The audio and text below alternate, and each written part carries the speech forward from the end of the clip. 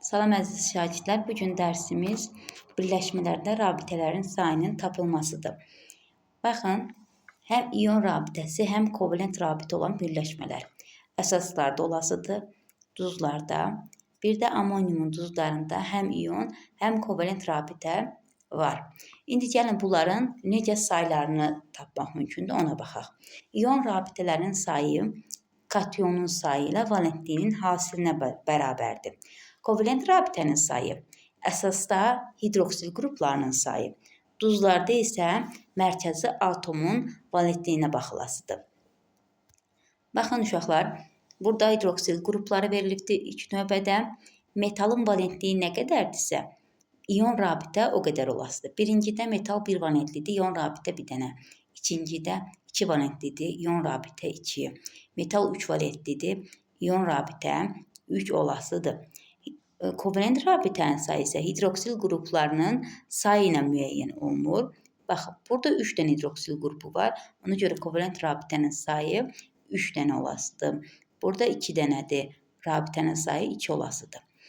Nitratlarda da metalın valentliyi ilə, yəni metalın valentliyi nə qədərdirsə ion rabitəsi olasıdır. Polyar kovalent rabitə isə burada azotun valentliyi 4-dür. 4-ü sayına vurasıyıq. Orada olasıdır kovalent rabitənin sayı. Digər birləşmələrdə isə yenə ion rabitə metalın sayı ilə valentliyinin hasilinə, kovalent rabitə isə mərkəzi atomun valentliyinə baxılasıdır. Gəlin birləşmələrə bir-bir baxaq. Birinci əsaslardan başlayaq. Gəlin burada ion rabitənin sayını tapaq. Bilirik ki, alüminiumun valenti neçədir? 3. 3 olduğu üçün burada ion rabitələrinin sayı 3 olasıdır. Kovalent rabitənin sayı əsaslarda dedik, hidroksil qruplarının sayı ilə müəyyən olunur. Kovalent rabitənin sayı da burada 3 olasıdır. Qrafik formula baxdığımız zaman bilirik ki, ion rabitə metalla qeyri-metal arasındadır. Bu 1, bu 2, bu da 3. Deməli, 3 dənə ion rabitəmiz var. Kovalent rabitə qeyri-metallar arasında əmələ gələsidir. 1, 2, 3. Deməli, burada da 3 dənə kovalent rabitə var. Digər birləşmələrimizə baxaq. Məsələn, duzlara baxırıq. Burada kaliumun karbonat duzudur. Burada ion rabitənin sayını birinci hesablayaq. İon rabitənin sayı dedik ki, kationun sayı ilə valentliyinin hasilinə bərabərdir. Bilirik ki, kaliumun valentliyi 1-dir.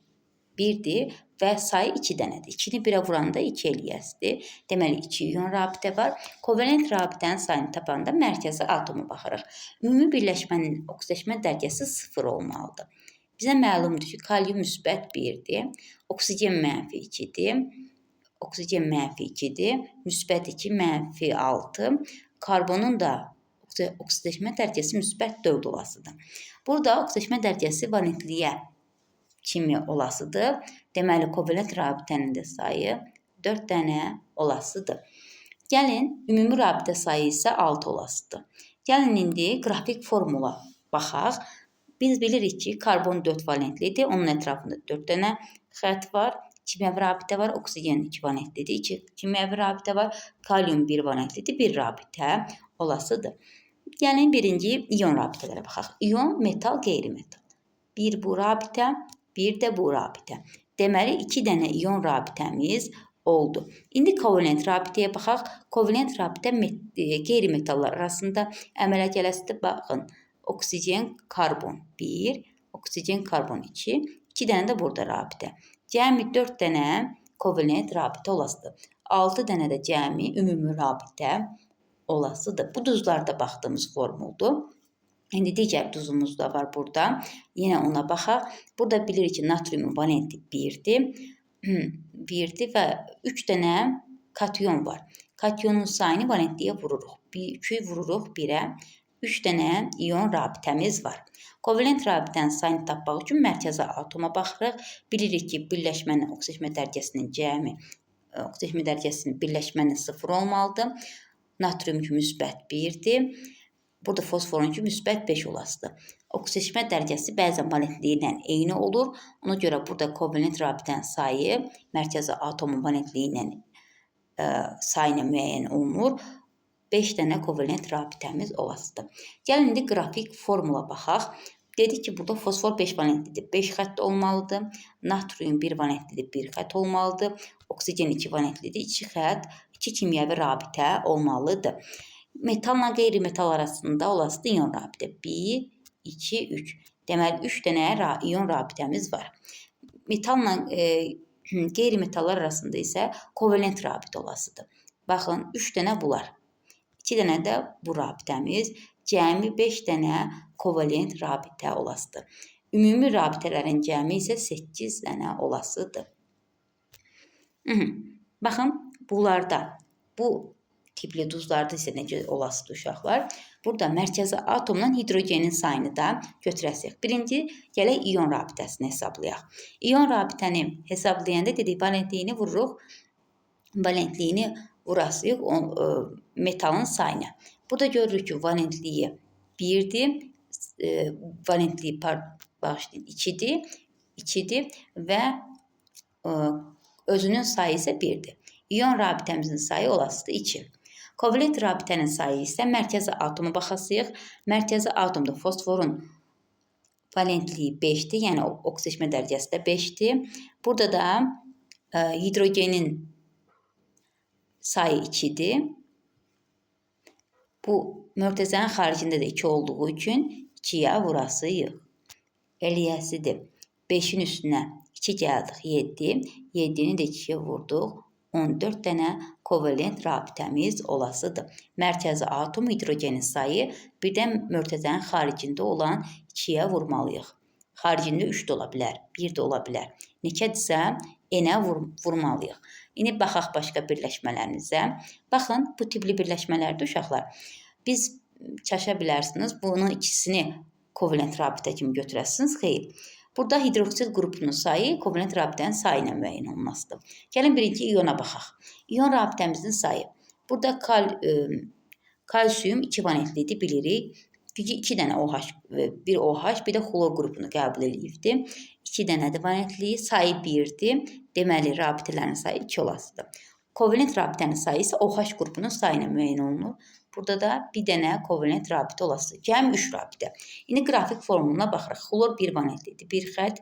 Hidrogen 1 valentlidir, 1 xətt. Oksigen 2 valentlidir, 2 xətt. Kalsium 2 xətt, 2 rabitə olasıdır. Bilirik ki, iyon rabitə metal, qeyri-metal. Baxın, bir bu rabitə, bir də bu rabitə.